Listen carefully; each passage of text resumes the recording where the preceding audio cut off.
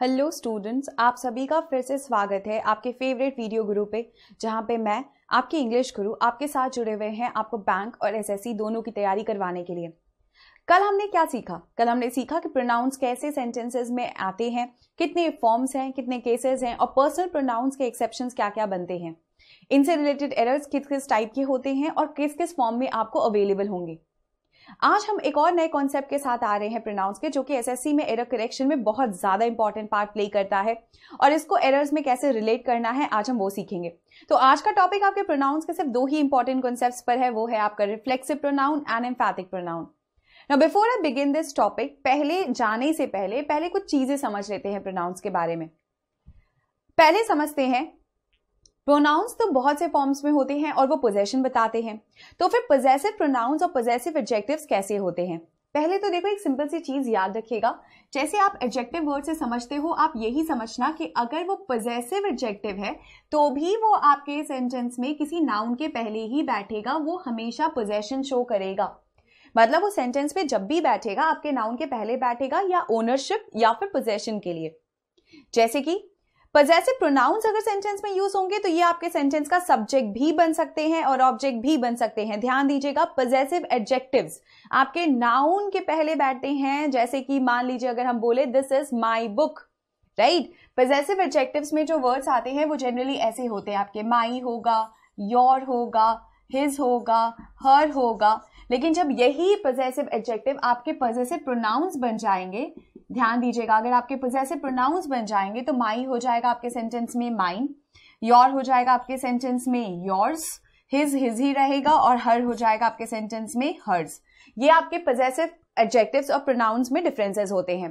तो ध्यान क्या देना है, सिंपल सी चीज है, एडजेक्टिव वर्ड जुड़ा है तो इसका मतलब किसको क्वालिफाई कर रहा होगा, मेरे नाउन को क्वालिफाई कर रहा होगा। जहां तक पॉजेसिव प्रोनाउंस का सवाल है, वो आपके सेंटेंस में they can be used both as subjects and objects of verbs. जैसे mine is a big car, अब यहां पे हम कार पे स्ट्रेस नहीं डाल रहे, हम डाल रहे हमारी बहुत बड़ी कार है ना। तो आपके सेंटेंस का जो सब्जेक्ट है वो कौन बन रहा है, mine, which is your subject. Save your time and mine also, अपना टाइम तो सेव करिए ही और हमारा भी करिए। तो हमारा क्या सेव करिए, टाइम सेव करिए, है ना। तो सेंटेंस में आपके पास ये सब्जेक्ट और ऑब्जेक्ट दोनों बन सकते हैं। जैसे his is a beautiful house, whose is a beautiful house, his, किसका घर ब्यूटीफुल है, उसका घर ब्यूटीफुल है। उसी तरीके से Sheena is a friend of me नहीं होगा, Sheena is a friend of mine, वो किसकी फ्रेंड है, हमारी फ्रेंड है ना। तो सेंटेंस में हम इसके साथ जो फॉर्म यूज करेंगे वो क्या हो जाएगा, आपका possessive pronouns. So basically this is a very basic difference between your possessive adjectives and your possessive pronouns. चलिए बढ़ते हैं हमारे नेक्स्ट स्लाइड की तरफ। हमारा नेक्स्ट स्लाइड है कि use possessive adjectives before nouns, not possessive pronouns। जैसा कि हमने आपको बताया, एडजेक्टिव होगा तो जैसे भी फॉर्म में होगा आपके नाउन के पहले बैठेगा। इसका मतलब अगर आपके सेंटेंस में कोई भी possessive फॉर्म में एडजेक्टिव है, it will be placed before a noun and not possessive pronoun, because that was the basic difference. Yours book are on the table, हमने आपसे क्या बताया था कि yours आपके सेंटेंस में possessive pronoun है। अब इस सेंटेंस में जब आप स्ट्रेस डाले हो कि आपका बुक टेबल पे था या आपके बुक्स टेबल पे थे, तो आप सेंटेंस में योर्स को यूज नहीं करोगे, आपका करेक्शन हो जाएगा your books are on the table. उसी तरीके से दिस इज माइन पेन नहीं होगा, ये मेरा पेन है ना, हमारा पेन, तो हम बोलेंगे दिस इज माई पेन, ये मेरा बिलोंगिंग बता रहा है। ऊपर से ध्यान दीजिएगा, ये आपके नाउन के पहले बैठा है तो डेफिनेट सी बात है ये पॉजेसिव एडजेक्टिव ही होगा। उसी तरीके से लॉट्स ऑफ आवर्स फ्रेंड्स, नहीं, फ्रेंड हमारे सेंटेंस में नाउन है तो इसको पॉजेसिव एडजेक्टिव क्वालिफाई करेगा, हमारा करेक्शन हो जाएगा lots of our friends were at the party. अब इसमें एक वर्ड है, जैसे कि आपको याद होगा हमने जब लास्ट स्लाइड लिखी थी तो हमने बोला था हिज और हिज में कोई चेंज नहीं होता है ना, क्योंकि हर का हर्स बना सकते हैं आप, लेकिन हिज का हिज ही रहेगा। ध्यान दीजिएगा, हिज आपके सेंटेंस में दोनों की तरह काम कर सकता है, both possessive pronouns as well as possessive adjectives. ध्यान दीजिएगा, बोथ के साथ पॉजेसिव एडजेक्टिव, आपके पॉजेसिव एडजेक्टिव्स और पॉजेसिव प्रोनाउंस दोनों के फॉर्म में अगर कोई वर्ड काम कर सकता है तो वो हिज है। Now this is what possessive adjectives and possessive pronouns are. चलिए बढ़ते हैं अब हमारे रूल्स की तरफ। रिफ्लेक्सिव प्रोनाउन, अब पहले तो रुक जाते हैं और पहले समझते हैं कि ये रिफ्लेक्सिव वर्ड कहां से आ रहा है। देखो रिफ्लेक्सिव वर्ड सीधा सीधा रिफ्लेक्शन से आ रहा है। चलिए आपके सामने एक सिंपल सी चीज रखते हैं। मान लीजिए कि ये एक मिरर है और आप यहां पे सामने खड़े हैं, तो आपका रिफ्लेक्शन तो तभी पड़ेगा ना जब आप यहां पे खड़े हैं। यस और नो? राइट। तो हमारी रिफ्लेक्शन पड़ने के लिए उस मिरर के सामने क्या होना जरूरी है? किसी ऑब्जेक्ट का होना जरूरी है। यही रूल आपके रिफ्लेक्सिव प्रोनाउन के लिए भी जाते हैं, जो पोजीशन बताते हैं। ध्यान दीजिएगा, रिफ्लेक्सिव प्रोनाउन में हम जो भी एक्शन करते हैं उसका इंपैक्ट हम पर दिखता है। ठीक है, it is like the action is back on to the subject. जिस सब्जेक्ट की बात की जाती है उसके ऊपर बैक किया जाता है। इनको ऑब्टेन कैसे किया जाएगा? ध्यान देना, इनको ऑब्टेन करने के लिए हम सेल्फ या प्लूरल फॉर्म में सेल्फ को यूज करते हैं, जैसे कि himself, herself, ourself, themself etcetera. Clear? अब द क्वेश्चन इज कि आखिर रिफ्लेक्सिव प्रोनाउन हमें कब पता चलेगा कि सेंटेंस में होना चाहिए, ये एरर बनेगा कि नहीं बनेगा, कब यूज करना है, कब नहीं यूज करना है? उसके लिए रिफ्लेक्सिव प्रोनाउंस के कुछ कंडीशंस होते हैं। जैसे condition 1, it can never act as subjects. किसी भी सेंटेंस को स्टार्ट करने के लिए या बीच में हम कभी भी रिफ्लेक्सिव प्रोनाउन को सब्जेक्ट्स की तरह यूज नहीं कर सकते। क्यों नहीं कर सकते भाई? क्यों नहीं कर सकते? आपने सुना होगा 3-4 साल पहले जब हमें खुद का इंट्रोडक्शन सिखाया जाता था तो हम बोलते थे माई सेल्फ यश, कोई भी नाम ले लीजिए, यश बोल दीजिए, राज बोल दीजिए। तो आपने बोला माई सेल्फ राज, राहुल, यश, कुछ भी, studying this and this school, pursuing this and this degree. एक बात बताइए, आपने माई सेल्फ के साथ राज को यूज कर लिया था, तो राज क्या आपकी पहचान नहीं बता रहा? आपका नाम आपकी पहचान बताने के लिए जरूरी है, तो क्या वहां जरूरी है आपका रिफ्लेक्शन भी जाए? नहीं। इसीलिए सेंटेंसेस में याद रखिएगा, रिफ्लेक्सिव प्रोनाउन सब्जेक्ट नहीं बन सकते। सब्जेक्ट तो भाई सब्जेक्टिव केस में ही होगा। ध्यान दीजिएगा, नाम है तो देखो कोई टेंशन नहीं, राम श्याम 2 सब्जेक्ट, कोई दिक्कत नहीं। लेकिन अगर 2 प्रोनाउन है और दोनों सब्जेक्ट बन रहे हैं तो सब्जेक्टिव केस में ही बनेंगे। क्लियर? ये हमने लास्ट क्लास में भी आपको क्लियर कराया था। सो बेसिकली रिफ्लेक्सिव प्रोनाउन क्योंकि सब्जेक्ट का रिफ्लेक्शन है तो सब्जेक्ट तो बन नहीं सकता, इसीलिए वो कभी भी सेंटेंस में सब्जेक्ट की तरह काम नहीं करेगा। नेक्स्ट, इनको कुछ वर्ड्स के साथ यूज किया जाता है। खैर, इसको याद करने का एक तरीका भी है और एक चीज हम आपको समझाएंगे। कुछ चीजें आपको मेमोराइज रखनी पड़ती है। याद रखिएगा, रिफ्लेक्सिव प्रोनाउन हमारे पास सेंटेंस में जा सकता है इन वर्ड्स के साथ, जैसे कि acquit, avail, adjust, tried, reconciled, resign, apply etcetera. और अब इनको सेंटेंसेस में यूज कैसे करते हैं, चलिए बढ़ते हैं उन रूल्स की तरफ। आपका जो नेक्स्ट स्लाइड है, it is about some examples. देखते हैं, हमने आपसे क्या बताया था? रिफ्लेक्सिव प्रोनाउन सब्जेक्ट का एक्शन रिफ्लेक्ट करता है ना, तो चलिए देखते हैं सब्जेक्ट का एक्शन कैसे रिफ्लेक्ट किया जाता है। Ritu cut while peeling apples. Ritu cut, क्या काटा उसने? एप्पल काटा या खुद को काटा? है ना? अब देखो दिमाग में सबसे पहली चीज स्ट्राइक कर रहा है कि ये स्टेटमेंट थोड़ा इनकम्प्लीट सा लग रहा है। रितु ने क्या काटा? एप्पल को काटा या खुद को काट लिया? है ना? हम बोल रहे हैं Ritu cut while peeling apples. जब वो एप्पल्स को पील कर रही थी तो उसने खुद को चोट पहुंचा ली, है ना? तो मेरा सेंटेंस का जो करेक्शन होगा, देखो रितु के कट करने से उसके ही ऊपर इंपैक्ट आया, है ना? तो मेरा करेक्शन हो जाएगा Ritu cut herself while peeling apples. उसी तरीके से we went there and enjoyed. आप वहां गए और आपने एंजॉय किया। किसको किया एंजॉय? किस चीज को एंजॉय किया? खुद में एंजॉय किया, लोगों के साथ एंजॉय किया। तो आप क्या बोलना चाहते हैं? आपका देखो एक्शन क्या था कि आप वहां गए और आप वहां पे एंजॉय कर रहे थे। अब खुद में आपको खुशी महसूस हो रही थी ना, तो आपका एक्शन आपको रिफ्लेक्ट भी बैक मिल रहा है। इसीलिए यहाँ पे जो करेक्शन हो जाएगा वो हो जाएगा we went there and enjoyed ourselves. Next, he has raised in the eyes of the teachers। उसने टीचर्स की नजरों में उठा दिया। तो किसको उठा दिया? खुद को उठा दिया, है ना? हम बोलेंगे भाई उसने अच्छा काम किया और उसने खुद को टीचर्स की नजरों में उठा दिया। तो हमारा जो करेक्शन होगा सेंटेंस का वो क्या होगा?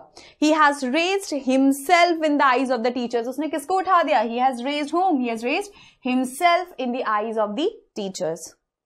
सो बेसिकली ऐसे तो रिफ्लेक्सिव प्रोनाउन का रिफ्लेक्शन समझ आ रहा है। हमने पहले वाला सेंटेंस में क्या पढ़ा कि ऋतु जब एप्पल काट रही थी उस दौरान उसके हाथों को भी चोट पहुंची, तो हमने बोला ऋतु कट हरसेल्फ। उसी तरीके से we went there and enjoyed, हम वहां गए और हमने खुद में बहुत ज्यादा एंजॉयमेंट करी। तो खुद में जब एंजॉयमेंट करी तो क्या हो गया? Enjoyed ourselves. उसी तरीके से he has raised in the eyes of the teachers, उसने टीचर्स की नजरों में किसको उठाया? he has raised himself in the eyes of the teachers।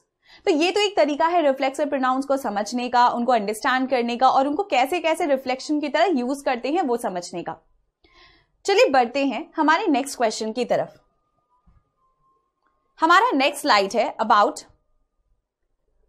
Reflexive pronouns के कुछ और कॉन्सेप्ट हमने आपसे बताया था। रिफ्लेक्सिव प्रोनाउंस सेंटेंस में सब्जेक्ट नहीं बनते, तो पहले तो समझते हैं कि सब्जेक्ट क्यों नहीं बनते। एक बात बताओ, सब्जेक्ट अगर नाम होता जैसे आपका या हमारा, तब तो कोई दिक्कत ही नहीं थी भाई, हम तो नाउन को सब्जेक्ट की तरह ट्रीट करते हैं। लेकिन अगर हमको सेंटेंस में किसी प्रोनाउन को सब्जेक्ट बनाना होगा, तो प्रोनाउन के तो 3 केसेस थे भाई, सब्जेक्टिव केस भी था, ऑब्जेक्टिव केस भी था और पोजेसिव केस भी था। तो अगर हमें प्रोनाउन को सब्जेक्ट बनाना होगा तो हमारा पहला प्रेफरेंस किसको जाएगा? डेफिनेट सा बात है, सब्जेक्टिव केस को ही जाएगा। यही चीज इस केस में भी रिपीट होती है। ध्यान दीजिएगा कि अगर आपके पास सेंटेंस में कोई प्रोनाउन यूज होगा एज सब्जेक्ट, तो सब्जेक्टिव केस में होगा, वो रिफ्लेक्सिव प्रोनाउन की तरह यूज नहीं होगा। जैसे आपके पास जो फर्स्ट स्टेटमेंट है उसको देखते हैं। My father and myself went to the minister. मेरे फादर के साथ हम मिनिस्टर के पास गए। तो आप गए, आपकी परछाई गई, आप गए ना, तो आपका करेक्शन क्या हो जाएगा? My father and I went to the minister, right? क्योंकि प्रोनाउन सब्जेक्ट की तरह यूज हो रहा है तो सब्जेक्टिव केस में ही होगा। My self and Gopal decorated the room. मैंने और गोपाल ने मिलकर इस पूरे कमरे को डेकोरेट किया। तो माई सेल्फ कैसे हो जाएगा भाई? हमने किया, हम तो सब्जेक्ट थे, हम वहां प्रेजेंट थे, तो हमारा एक्शन क्योंकि सब्जेक्ट ले रहा है तो सब्जेक्टिव केस में होगा। तो मेरा करेक्शन क्या हो जाएगा? I and Gopal decorated the room. This is we how relate to subjects. जब आपको रिफ्लेक्सिव प्रोनाउन को देखना होगा तो ध्यान देना कि सेंटेंस में वो सब्जेक्ट नहीं होंगे। खैर ये तो हर एक रूल के लिए एप्लीकेबल है। ऐसे भी ध्यान दीजिएगा कि अगर आपके पास सेंटेंस में कोई भी प्रोनाउन सब्जेक्ट की तरह ट्रीट हो रहा है तो सब्जेक्टिव केस में ही होगा। Is that clear? यहां तक क्लियर है तो चलती है, बढ़ते हैं हमारे नेक्स्ट स्लाइड की तरफ। ओके, हमारा नेक्स्ट स्लाइड जो है वो उन वर्ड्स के लिए है जो हमने आपसे बोला था कि आपको थोड़ा रिवाइज या फिर लर्न रखना पड़ेगा। अब आप ऐसे ध्यान दीजिएगा कि अगर आपके पास सेंटेंस में ऐसे वर्ड्स हैं जैसे कि acquit, avail, now this is something which you will have to memorize a bit for the rule part. Reconcile, amuse, resign, amaze, apply, adjust, etc. अगर इनके साथ ये रिलेटेड है तो फिर ये रिफ्लेक्सिव प्रोनाउन लेगा। मतलब The officers acquitted whom while during the crisis, है ना? उन्होंने क्राइसिस के दौरान खुद को acquit करके रखा। तो किसको acquit करके रखा? खुद को, है ना? तो the officers के लिए जो फॉर्म आप यूज करोगे वो क्या हो जाएगा? themselves। उसी तरीके से she has reconciled whom to the demands of her in-laws। उसने किसको डिमांड्स के लिए तैयार किया, है ना? तो उसने किसको किया? खुद को किया तैयार। तो बेसिकली यहाँ पे she के लिए क्या चला जाएगा? herself। यहाँ पे आपको कौन सा वर्ड मिला? acquitted। यहाँ पे कौन सा वर्ड मिला? reconciled। उसी तरीके से अगर हम बोले I pride myself on being able to work smoothly under pressure too।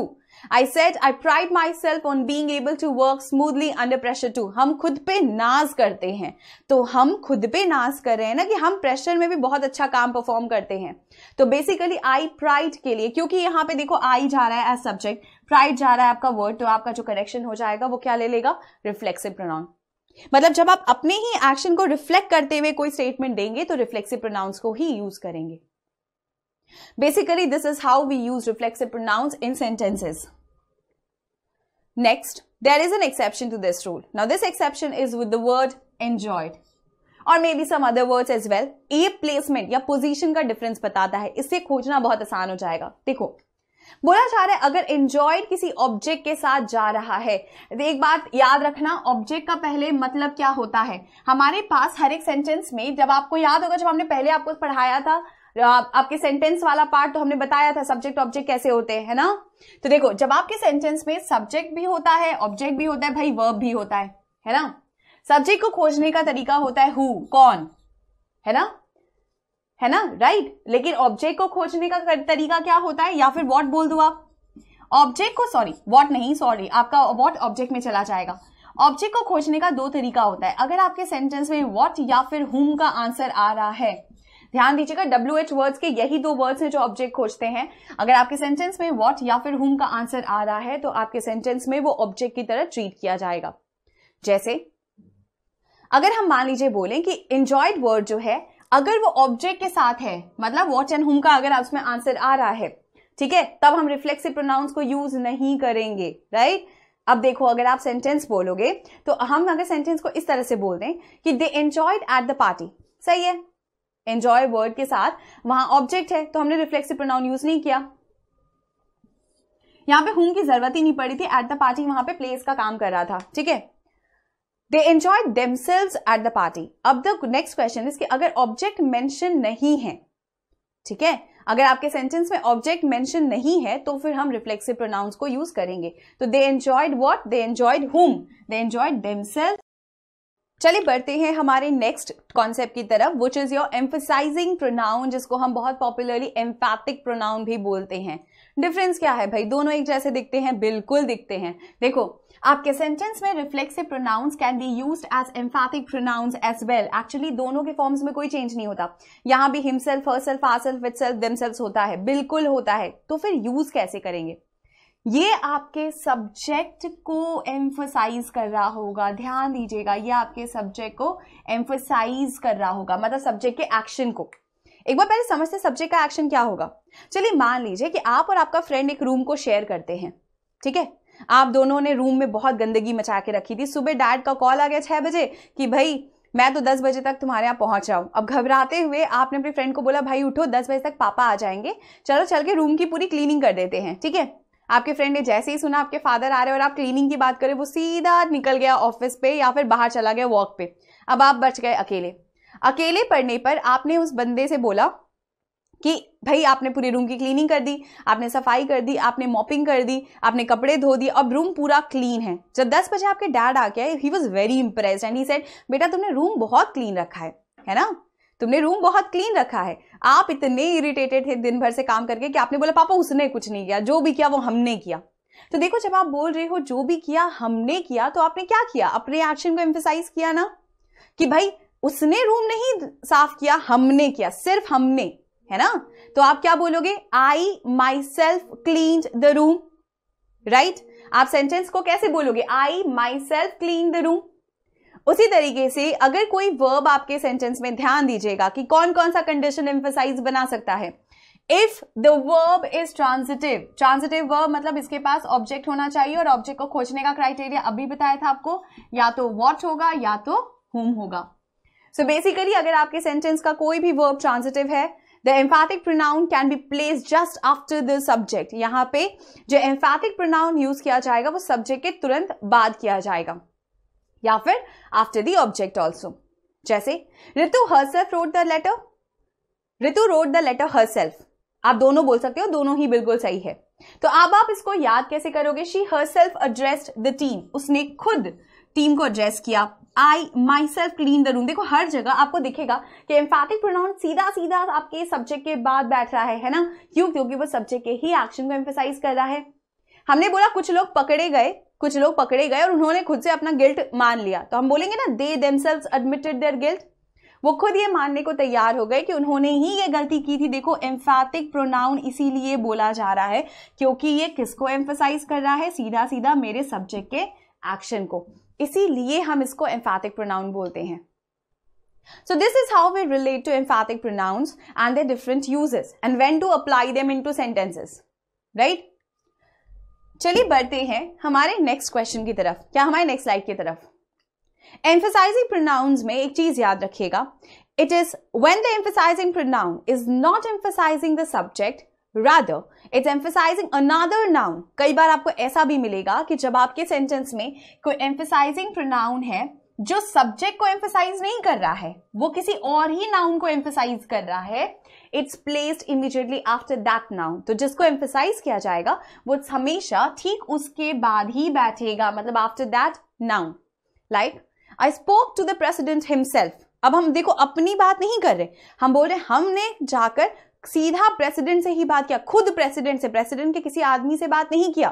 तो यहां पे आई भी सब्जेक्ट था और प्रेसिडेंट भी, लेकिन हम एम्फसाइज तो इस नाउन को कर रहे हैं ना, राइट। हमने जाके सीधा प्रेसिडेंट से ही बात किया, किसी और बंदे से बात नहीं किया।